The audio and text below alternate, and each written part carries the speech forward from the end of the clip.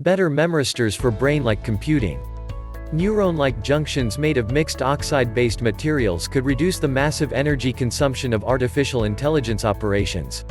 Scientists are getting better at making neuron-like junctions for computers that mimic the human brain's random information processing, storage and recall. Fei Zhuge of the Chinese Academy of Sciences and colleagues reviewed the latest developments in the design of these memristors for the journal Science and Technology of Advanced Materials. Computers apply artificial intelligence programs to recall previously learned information and make predictions. These programs are extremely energy and time intensive. Typically, vast volumes of data must be transferred between separate memory and processing units. To solve this issue, researchers have been developing computer hardware that allows for more random and simultaneous information transfer and storage, much like the human brain. Electronic circuits in these neuromorphic computers include memristors that resemble the junctions between neurons called synapses. Energy flows through a material from one electrode to another, much like a neuron firing a signal across the synapse to the next neuron.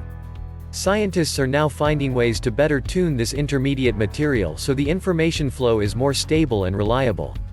Oxides are the most widely used materials in memristors, says Zhuge. But oxide memristors have unsatisfactory stability and reliability.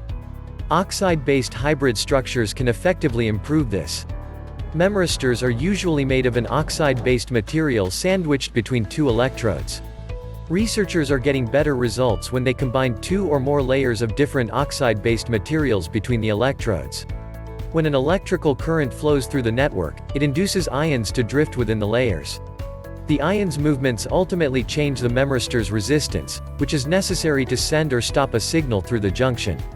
Memristors can be tuned further by changing the compounds used for electrodes or by adjusting the intermediate oxide-based materials.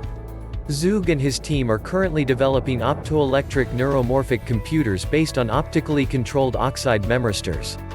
Compared to electronic memristors, photonic ones are expected to have higher operation speeds and lower energy consumption. They could be used to construct next-generation artificial visual systems with high computing efficiency.